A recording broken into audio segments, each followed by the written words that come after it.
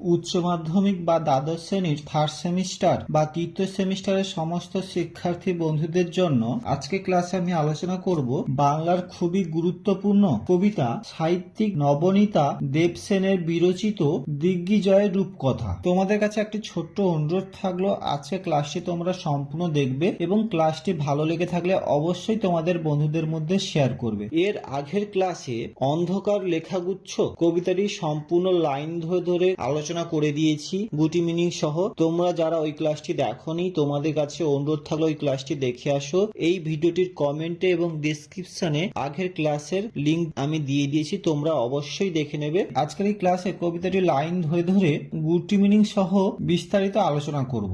দিগ্বিজয়ের রূপকথা এই কবিতাটি কোন কাব্যগ্রন্থ থেকে নেওয়া হয়েছে সেই উৎসটা তোমরা জেনে নাও। 1989 খ্রিস্টাব্দে জানুয়ারি মাসে প্রথম প্রকাশিত নবনীতা দেবসেনের শ্রেষ্ঠ কবিতা নামাঙ্কিত এই কাব্যগ্রন্থ থেকে দিগ্বিজয়ের কবিতাটি গৃহীত হয়েছে বা সংকলিত হয়েছে। এবার কবিতার মধ্যে চলে আসো। দিগ্বিজয় রূপকথা।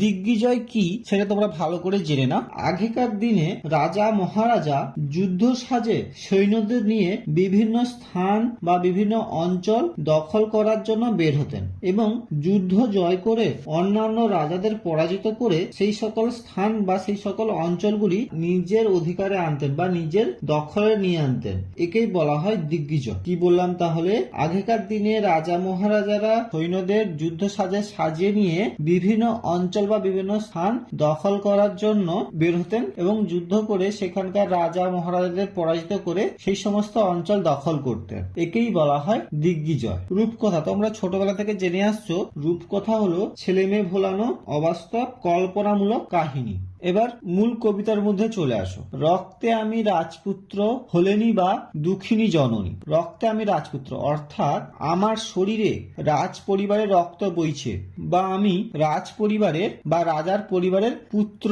সন্তান। হলেনি বা দুঃখিনী জননী অর্থাৎ আমার মা যতই দুঃখিনী জননী হোক না কেন বা যতই দুঃখিনী মা হোক না কেন দিগ্বিজয়ে যেতে হবে।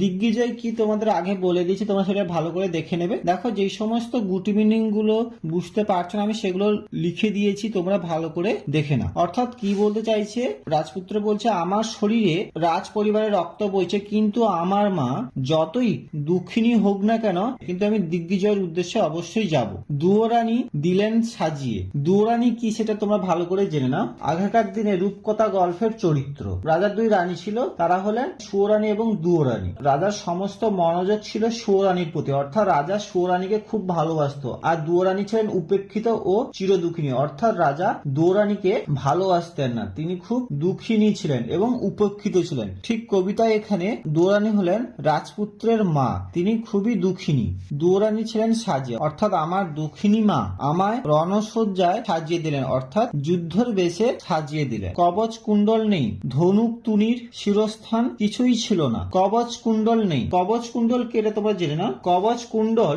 মহাভারতে ছিল কর্ণের অধিগত বা কর্ণের কাছে এটি ছিল। কবচরূপী বর্ম এবং কুণ্ডল দয়ের কারণে কর্ণ ছিলেন শত্রুদের অবদ্ধ। এখানে কবচ কুণ্ডল হলো এক প্রকার অভেদ্য বর্ম বা দৈব সৃষ্টি। এই অভেদ্য বর্ম সেই ব্যক্তিকে অস্ত্রের আঘাত থেকে রক্ষা করতে পারে, অর্থাৎ যে কোনো রাজা মহারাজারা যুদ্ধ করতে গেলে তাকে যুদ্ধক্ষেত্রে এই অভেদ্য বর্ম রক্ষা করতে পারে। কিন্তু এখানে রাজকুমারের এই অবৈধ বর্ম বা কবচ কুণ্ডল ছিল না। ধনুক তুনির। ধনুক কথাটার অর্থ হলো তীর ধনুক। তুনির তুনির শব্দ অর্থ হলো তীর রাখবার পাত্র বা তীর রাখার বাক্স। শিরস্ত্রাণ কিছুই ছিল না। শিরস্থান কথাটির অর্থ হলো শিরস্থান হলো মাথাকে রক্ষা করার একটি আবরণ বিশেষ, যা বিশেষ ধাতুর সাহায্যে নির্মিত, অর্থাৎ মাথায় কিছু আঘাত পেলে সেই মাথাটাকে রক্ষা করতে পারে। সেই মাথার পোশাকটি রাজকুমারের ছিল না। অর্থাৎ রাজকুমারের কাছে এখানে কি কি ছিল না? কবচ কুণ্ডল ছিল না,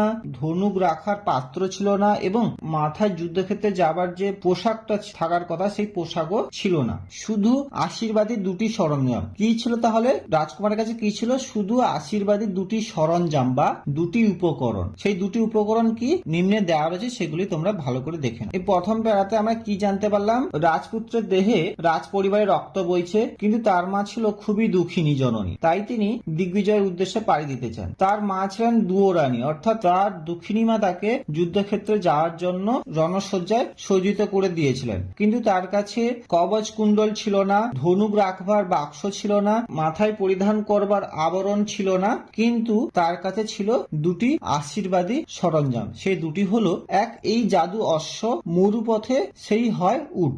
জাদু অশ্ব শব্দের অর্থ হলো মায়া ঘোড়া, যে অলৌকিক ক্ষমতা সম্পন্ন ঘোড়া বা মায়াবী ঘোড়া। মরুপথে সেই হয় উট, অর্থাৎ যেহেতু ঘোড়াটার ছিল মায়াবী ঘোড়া, তার জন্য মরুপথে সেই ঘোড়াটি উট হয়ে যেত। মরুপথ কথার অর্থ হলো মরুভূমির মধ্যে বিস্তৃত পথ। আকাশে পুষ্পক আর সপ্তডিঙা সাজে সিন্ধু জলে, অর্থাৎ আকাশ পথে যাওয়ার সময় সে পুষ্পক হয়ে যেত। তো পুষ্পক কি? পৌরাণিক সাহিত্য ও রূপকথার কাহিনীতে বর্ণিত এক বিশেষ প্রকারের রথ, যা আকাশ পথে ছুটে চলতো বা আকাশ পথে যেতে সক্ষম হতো। আর সপ্তডিঙা সাজে সিন্ধু জলে, সপ্তডিঙা বলতে 7টি ডিঙির সমাহার বা 7টি নৌকার সমাহার। মঙ্গল কাব্যের বণিকগণ সপ্তডিঙা মধুকর সহ বাণিজ্যে যাত্রা করতেন বা বাণিজ্যে যেতেন। সিন্ধু জলে কথাটির অর্থ হলো, সিন্ধু জলে বলতে সমুদ্রের জলকে বোঝানো হয়েছে। বোঝা গেল? অর্থাৎ সপ্তডিঙা সিন্ধু জলে পাড়ি দেবে। তেপান্তরের পক্ষীরাজ, তেপান্তর কথাটির অর্থ হলো রূপকথা ও ছড়ার উল্লেখিত মাঠ। পক্ষীরাজ কি? রূপকথায় বর্ণিত ঘোড়া, যার পাখির মতো ডানা আছে। এই পক্ষীরাজের পিঠে চড়েই রূপকথার নায়ক বা রাজপুত্র দ্রুত এক স্থান থেকে অন্য স্থানে পৌঁছে যেতে পারতেন যুদ্ধক্ষেত্রে যাবার জন্য বা অন্য কোথাও যাবার জন্য। তাহলে এই প্রথম আশীর্বাদী শ্লোকে কি বলা হয়েছে? যে রাজপুত্রের কাছে একটা জাদু অশ্ব ছিল বা জাদু ঘোড়া ছিল, সে মরুপথে কখনো উড হয়ে যেতে পারে, আকাশ পথে পুষ্পক বা জাদুর ঘোড়া হয়ে যেতে পারে, এবং সিন্ধু নদী পার হতে গিয়ে সপ্তডিঙা রূপ ধারণ করে, এবং তেপান্তরে মাঠ পার হতে গিয়ে পক্ষীরাজ রূপ ধারণ করে। তাই তার নাম রেখেছি বিশ্বাস। তাই রাজপুত্র তার নাম রেখেছে বিশ্বাস। এই বিশ্বাস এরকম নাম রাখা হয়েছে, তার কারণ হলো এই জাদু অশ্ব রাজপুত্রের কাছে আশা এবং ভরসার প্রতীক ছিল। এবার চলে আসবো দ্বিতীয় আশীর্বাদ 2। এই হৃদয়ের খাপে ভরা মন্ত্রপ্রুত আসি, সাইন্ত ইস্পাত খণ্ড অভঙ্গুর নাম ভালোবাসা। এই হৃদয়ের খাপে ভরা মন্ত্রপ্রুত ওসি। ওসি শব্দের অর্থ হলো তরবারি। আমার কাছে দ্বিতীয় অস্ত্র হলো হৃদয়ের খাপে ভরে রাখা মন্ত্রপ্রুত তলোয়ার বা তরবারি। সাইন্ত ইস্পাত খণ্ড, সাইন্ত কথাটির অর্থ হলো ধারালো বা তীক্ষ্ণ ইস্পাত খণ্ড, অভঙ্গুর, যাকে ভাঙা যায় না। অর্থাৎ এই যে তরবারিটা আমার কাছে রয়েছে, যেটি খুব ধারালো, এই তরবারির সঙ্গে আমি যদি যার সঙ্গে যুদ্ধ করি, এই তরবারি কিন্তু সহজে ভেঙে যাবে না। এটি ছিল অভঙ্গুর, তাই এই মন্ত্রপ্রুত তরবারির নাম দিয়েছে রাজপুত্র ভালোবাসা। এবার চলে আসো সর্বশেষে একটি লাইনের মধ্য দিয়ে বা একটি পংক্তির মধ্য দিয়ে কবিতাটি কবি শেষ করেছে। নিশ্চিত পৌঁছবো সেই তৃষ্ণাহর খরজুরের দ্বীপে। তৃষ্ণাহর শব্দের অর্থ হলো যে তৃষ্ণা মেটায়। খরজুর অর্থাৎ খেজুর, অর্থাৎ মরুভূমির পথে যাবার সময় বা মরুভূমি অঞ্চলে যাওয়ার সময় দেখবে আমাদের সবার গলা শুকিয়ে যায়। ঠিক তেমনি এখানে রাজপুত্রের গলা শুকিয়ে গিয়েছিল। সেই জলের তৃষ্ণা নিবারণ করার জন্য সেখানে কি ছিল? খরজুর দ্বীপে ছিল খেজুর, খেজুর গাছ। সেই খেজুর গাছের ফল, খেজুর খেলে কিন্তু কিছুটা হলেও তৃষ্ণা আমাদের কিন্তু নিবারণ হয়। তাই রাজপুত্র শেষের এই পংক্তিতে দৃঢ় বিশ্বাস নিয়ে বলেছেন যে যে করে হোক আমি নিশ্চিত ভাবে পৌঁছাবো সেই তৃষ্ণাহর খরজুরের দ্বীপে। তোমাদের আজকে ক্লাসে এই দিগ্বিজয় রূপকথা কবিতাটি সম্পূর্ণ লাইন ধরে ধরে গুটি মিনিং সহ আলোচনা করে দিলাম। ক্লাসটি কেমন লাগলো অবশ্যই একটু লাইক এবং কমেন্ট করে জানিও। আর যদি কোনো কোশ্চেন থেকে থাকে অবশ্যই তোমরা কমেন্ট করে জানিও। আর ক্লাসটি যদি ভালো লেগে থাকে অবশ্যই তোমাদের বন্ধুদের মধ্যে শেয়ার করো, এবং আমাদের চ্যানেলে নতুন হয়ে থাকলে অবশ্যই আমাদের চ্যানেলটিকে সাবস্ক্রাইব করে পাশে দেখো তোমরা সবাই।